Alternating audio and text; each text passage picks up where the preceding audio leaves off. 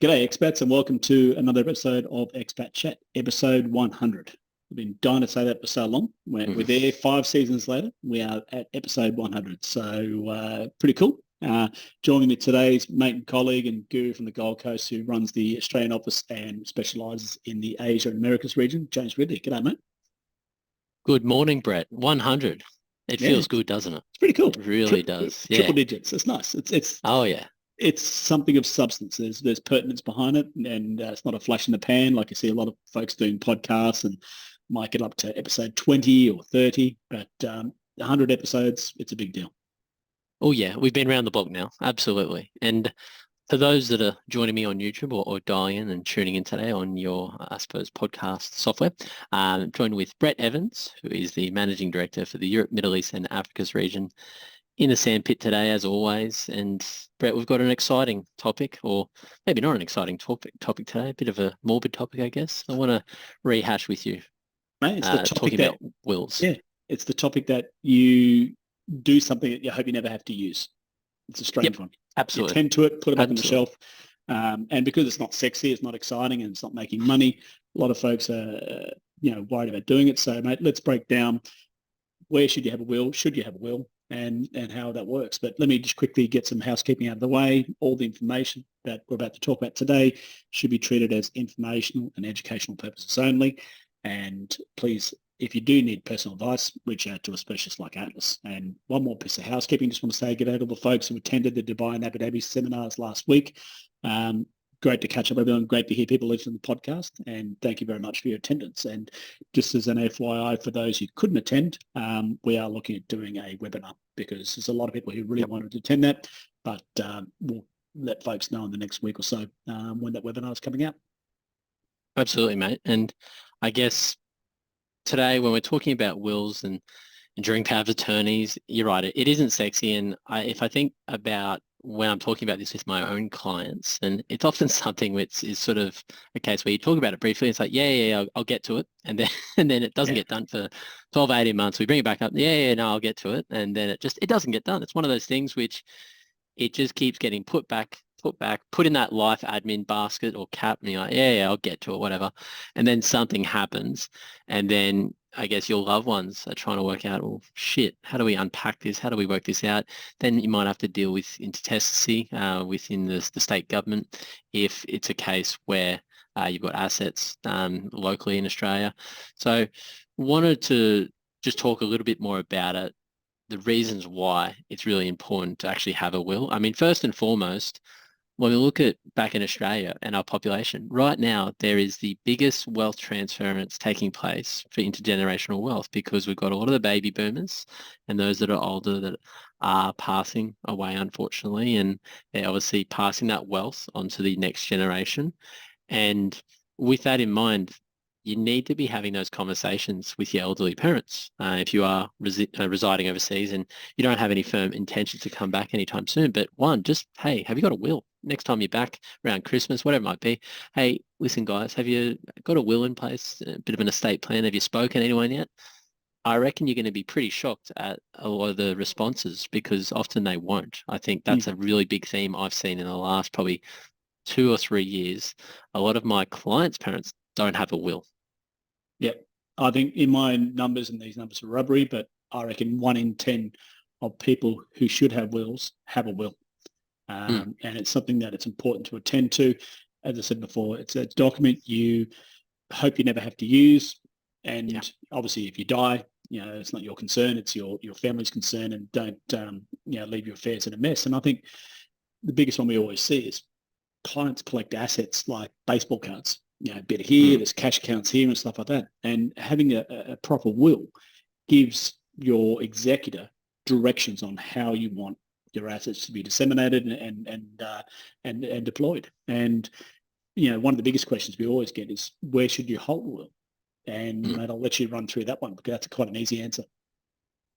Well, I mean, a will, and it depends on your asset spread, but where you should actually hold a will. I mean, if you've got assets back in Australia, you absolutely need to have a will. And, the type of assets we're talking about here is pretty simple. Superannuation funds or a superannuation account, maybe an old main residence that's rented out, some cash savings, maybe some shares. maybe investment properties. If you've got those kind of assets, you need a will. It doesn't matter how old you are, you absolutely need a will. And the way and the reason why you need that will is you're making the hard decisions today, so your loved ones don't need to make those decisions when they're grieving. And that's what's really important. You're giving your estate that framework, go, hey, listen, I've made the hard decisions, especially while you've had capacity to make those decisions. So when it comes time to wind up your affairs, it's done and dusted. You'll have your letter of wishes within the estate plan and the will, and off it goes. So if you do have assets in multiple countries, because as Brett just said, we do collect them, like baseball cards or Pokemon cards, whatever have you, then you are very likely going to need a will also in the country that you're currently residing in. A really good example for a lot of my clients that are residing in Singapore or Hong Kong or the US or Canada, if they've got a property, if they've got maybe some retirement accounts, they've got some savings, those sort of things, they're going to need a will locally in that specific, I suppose, country as well. There is no such thing as a world will. They don't exist. You'll see them sometimes on some law firm websites. The local legislation here in Australia doesn't care about the US legislation. And if someone, a US lawyer gives an Australian lawyer a US will, say, hey, that Australian property, that's belongs to XYZ, they don't care. They're going to want to see something that's written on Australian law. So you need to be mindful of that you'll need a will in each country to govern those specific assets. That's exactly right. And I think, that world will quite often what we call a mirror will. So essentially they take the Australian one and write a localized version of that. That's right. So a lot of the heavy work has been done in terms of determining the structure and how it works. And then just copy and pasting, but doing it in the local laws. I know here in the UAE, there is a lot of confusion about wills. They've changed the laws recently so that they've said if you pass away and you're an Australian citizen, then they will recognise an Australian will, which is good. But as I say to most clients, you don't want to leave that up to chance. You just don't want to take away any sort of friction, any chance for debate. You want to have clear directions in that regard. So in the UAE here, there's two options you can have. There's actually an expat court down in Abu Dhabi. You can get a local version of your will done down there. If you own property in Dubai, then you need to actually get a Dubai will in the DIFC. So, but it depends on how concerned you are, how attention to detail focused a lot of people are, whether you go through all three. I've seen all the different versions, but something's better than nothing at the end of the day. Take away that doubt, take away those common issues. Mate, let's run on and start talking about not the will of our clients or expats, but the will of their parents and how a K3 event can certainly come into play with that. Yeah, absolutely. So I guess CGT event K3 or capital gains tax event K3, it happens when usually a non-resident is the beneficiary of a certain type of asset from that estate. So, best way to communicate this will be just as an example. Let's say that myself and my two older brothers, I'm residing overseas. I'm in the sandpit with Brett.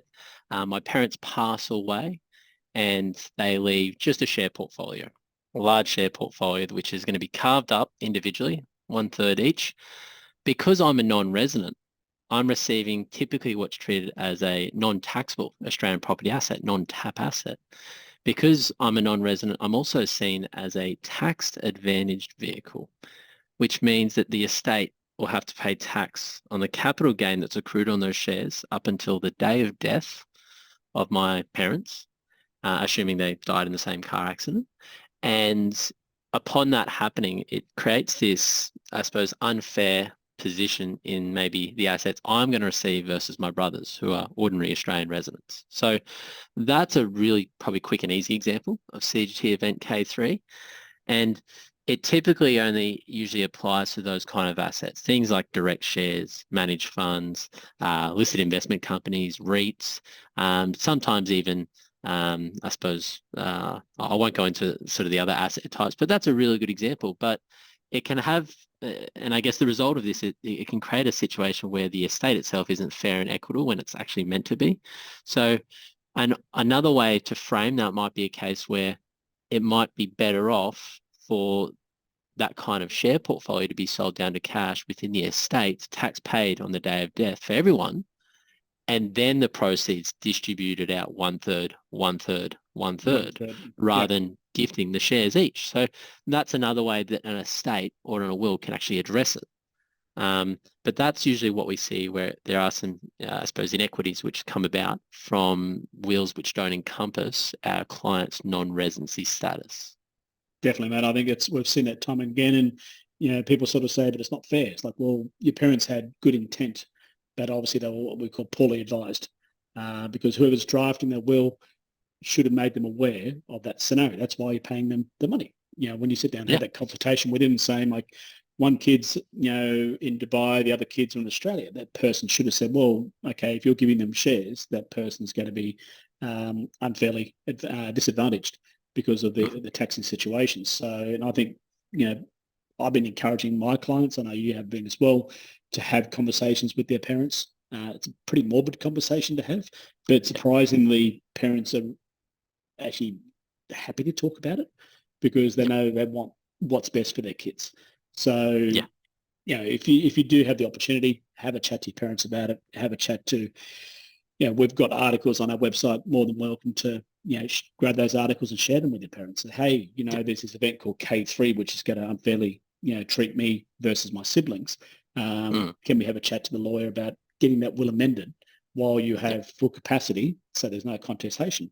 Get it all aligned now because, as you say, when you die or your parents die or someone close to you dies, it's a traumatic event, and you just want everyone involved to be able to focus on grieving and sort of dealing with what has to be dealt with, as opposed to this bun fight of he said, she said, all that sort of scenario. So that's right. That's a big one. But I think we wrap it up there. I'll put some links below to the articles we're referring to about the importance of wills, K3 events and those sort of things. And mate, let's see you on the next episode for episode 101.